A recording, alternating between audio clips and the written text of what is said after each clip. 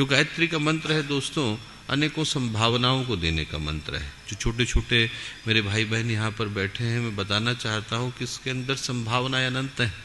ये एक ऐसा मंत्र है जो एक भटके हुए इंसान को देवता में बदल देता है, हमारे अंदर के महामानव को जगा देता है, हमारे अंदर के संत को, महात्मा को, महापुरुष को जगा देता है। पर जगह उसी के भीतर पाता है जिसके अंदर क्या होती है? श्रद्धा होती है। श्रद्धा यदि आपके पास है तो आपकी पुकार पर भगवान को खंबा फोड़ करके आना पड़ता है। श्रद्धा आपके पास है तो आपकी पुकार पर भगवान को पत्थर की मूर्ति के अंदर से जीवित होकर के आना पड़ता है। श्रद्धा थी तो प्रहलाद की पुकार पर भगवान खंबा फोड़ करके आए। श्रद्धा थी तो ध्रुव की पुकार पर भगवान सातों स्वर्ग को छोड़ करके धरती पर उतर करके आए। श्रद्धा थी तो छोटे से संत नामदेव की पुकार पर भगवान को मूर्ति के अंदर से निकल करके आना पड़ा। 4 साल के थे नामदेव और पूजा करने के लिए बैठे। उनके पिताजी जा रहे थे।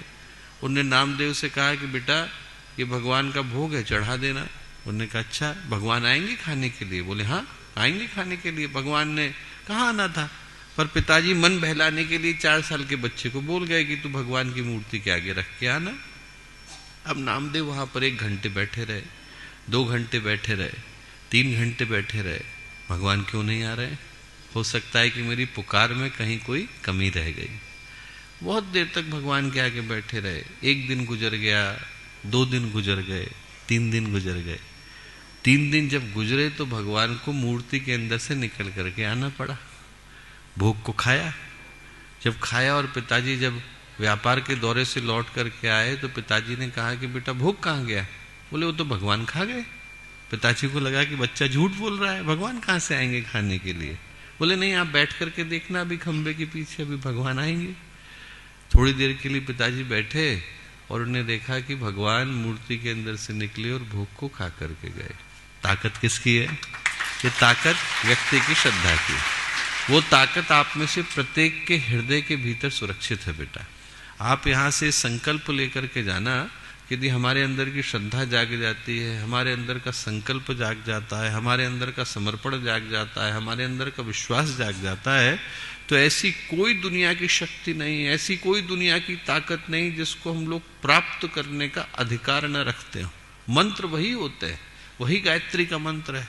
पूजा करने का तरीका वही होता है। हम लोग यहाँ पर भी वैसे ही करते हैं, हरिद्वार में भी वैसे ही करते हैं, अमेरिका में भी वैसे ही करते हैं, अफ्रीका में भी वैसे ही करते हैं। मंत्र नहीं बदलता, पूजा करने के तरीके नहीं बदलते। कई बार तो गुरु भी वही होते हैं। उसके बावजूद जो एक शिष्य को मिलता है वो दूसरे को नहीं मिल पाता। क्यों नहीं मिल पाता? क्योंकि शिष्य की पात्रता बदल जाती है। गुरु के देने में कोई अंतर नहीं आता, पर शिष्य के लेने में अंतर आ जाता है। जितना हम ले पाते हैं उतना हमारे जीवन में परिवर्तन आ पाता है। एक संत की कथा आती है कि शिष्यों ने पूछा, उन्होंने कहा कि गुरुदेव एक बात हमारी समझ में नहीं आती है। क्या नहीं समझ में आती? गुरु ने कहा, बोले हम लोग मंत्र बोलते हैं गायत्री का, पर हमारे जीवन में कोई परिवर्तन क्यों नहीं होता? उसी मंत्र को बोल करके विश्वरथ विश्वामित्र बन गए, उसी मंत्र को बोल करके माधवाचार्य ने माधव निदान लिख दिया, हमारे जीवन में परिवर्तन क्यों नहीं होता? संत बोले ऐसा है, प्रश्न बहुत अच्छा है, पर इसका उत्तर हम लोग यहाँ नहीं देंगे। कहाँ देंगे? बाजार के अंदर देंगे। लेकर के गए। बाजार में एक मंदिर बन रहा था। कई सारे लोग अपने पीठ के ऊपर ईंटें उठा करके ले जा रहे थे। एक व्यक्ति को रोका संत ने, क्या कर रहे हो? बोले आपको दिखाई नहीं पड़ता है, मेरे कंधे पे ईंटें लदी हुई हैं, बोझा उठा करके ले जा रहा हूं और आप पूछ रहे हो क्या कर रहे हो? अरे बोझा उठा रहा हूं और क्या कर रहा हूं। उन्होंने कहा अच्छा गुस्सा मत करो। दूसरे को रोका, तुम क्या कर रहे हो? उस व्यक्ति ने कहा साहब घर में मजदूरी करनी पड़ती है, पैसा कमाना पड़ता है, पत्नी बच्चे हैं, तो पेट भरने के लिए कोई काम तो करेगा आदमी। बोले काम कर रहा हूं और क्या कर रहा हूं, रोजगार कर रहा हूं। उन्होंने कहा अच्छा ठीक। तीसरे को रोका, क्या कर रहे हो? उस व्यक्ति के हाथ श्रद्धा से जुड़ गए। बोले भगवान का मंदिर बन रहा है साहब, मंदिर बना रहा हूं, मुझे सौभाग्य मिला है कि इस मंदिर में मैं ईंटें लगा के आऊं। मंदिर उस व्यक्ति की ईंटों से लग पाता है जो श्रद्धा के साथ लगा करके आता है। मंत्र उस व्यक्ति के मुंह से निकल पाता है जो श्रद्धा से कह पाता है, नहीं तो शब्द ही बन करके रह जाते हैं। हम लोग गायत्री के मंत्र को बोले और खासकर वो लोग जो आज दीक्षा लेने के लिए बैठे हैं, इस भाव के साथ बोलें कि आज का दिन हमारे लिए ये संभावना लेकर के आया है कि हम भगवान के साथ एक जॉइंट अकाउंट खोलने जा रहे हैं।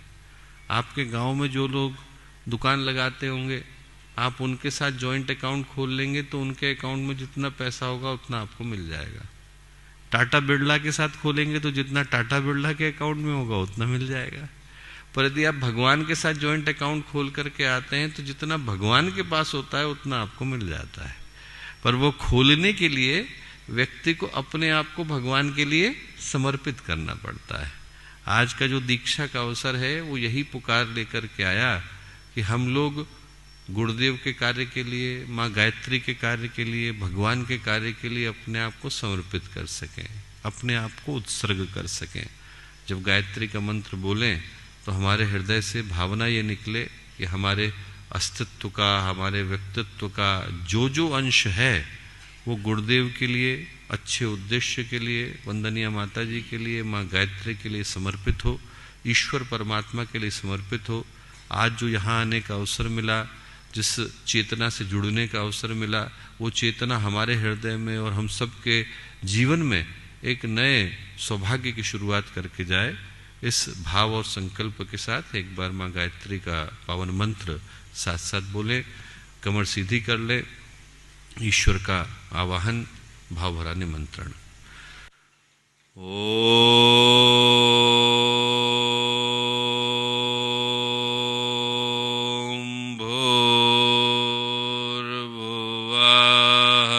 स्वाहा तत्सवितुर्वरेण्यं भर्गो देवस्य धीमहि धियो यो नः प्रचोदयात्।